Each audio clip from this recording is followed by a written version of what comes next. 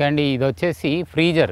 First రైతుకు ప్రధాన సమస్య వచ్చి పండించిన పంటను సరైన టైంలో అమ్ముకోవడం. ఒకవేళ గిట్టుబాటు ధర లేని ఎడల దీంట్లో స్టోర్ చేసుకోవచ్చండి. స్టోర్ చేసుకొని కనీసం మనకు ఒక 15 రోజుల వరకు దీన్ని నిల్వ ఉంచుకోవచ్చు. దీనికి వచ్చేసి కరెంటు కానీ ఎలాంటి అవసరం ఉండదు. న్యాచురల్గా మీరు దీన్ని ఏర్పాటు చేసుకోవడం మాత్రం చెట్టు నీడను ఉండాలి. అంటే ఏదైతే సూర్యరశ్మి పడుతుందో మనం అనుకున్నంత బెనిఫిట్ రాదండి. ఇది ఎలా చేస్తారో దీని విధానం గురించి చెప్తాను.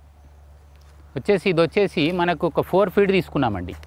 నేల నుంచి 4 ఫీట్ హైటు, 4 దిక్కుల నుంచి ఇటు 4 అటు 4, మొత్తం 4x4 ఉంటుందండి. ఇది వచ్చేసి మనం ఏం చేసామంటే ఈ ఒక 4 ఇంచ్ వాల్ కట్టాం. ఫస్ట్ ఇక్కడ నుంచి ఇదంతా 4 ఇంచ్ వాల్ కంప్లీట్గా. ఈ 4 ఇంచ్ వాల్ కట్టుకున్నాక ఈ మధ్యలో ఇంత స్పేస్ వదిలాం, సుమారుగా ఒక 6 ఇంచులు. 6 ఇంచులు వదిలేసి మొత్తం కింది వరకు వదిలేసాం. 4 దిక్కుల వదిలేసి ఇక్కడ సైడ్ కూడా 6 ఇంచులు కట్టాం.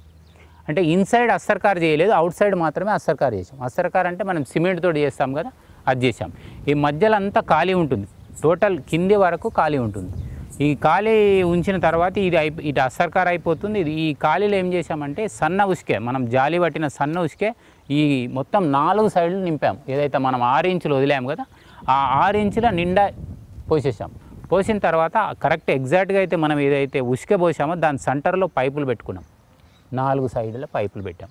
ఈ పైపుల ద్వారా మనం నీళ్లు ఇస్తాం. ఇలా కంప్లీట్ ఆ ఉసుకే తడిచిపోయి, ఈ ఉసుకే అనేది సహజ గుణం ఏంటంటే ఎక్కువ తేమను ఆపుతుంది, ఎక్కువ రోజులు ఆపుతుంది.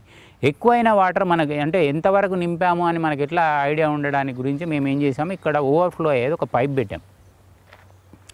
ఎక్సెస్ అయిన వాటర్ అంతా ఇంట్లో నుంచి వెళ్ళిపోతుంది. అంటే మనకు ఇది వాటర్ వెళ్ళిపోతుందంటే ఇది నిండినట్టు, ఇది స్టాప్ చేసుకోవచ్చు.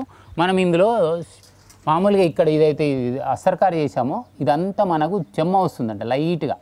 ఆ తెమ్మ వల్ల ఏంటంటే బయట అయిన గాలికి ఇదంతా చాలా తక్కువ మనకు కావాల్సిన కూరగాయలు ఖరాబ్ కాని స్టేజ్ వరకు ఇది ఉంటుందంటే. మరీ ఫ్రిడ్జ్లా కాకుండా ఒక 15 రోజుల వరకు ఆపొచ్చండి. ఇది ఈ విధంగా ప్రతి రైతు చేసుకోవచ్చండి. పెద్ద ఖర్చు కూడా ఏం కాదు, సుమారుగా ఒక 8,000 వరకు దీనికి ఖర్చు వస్తుందండి.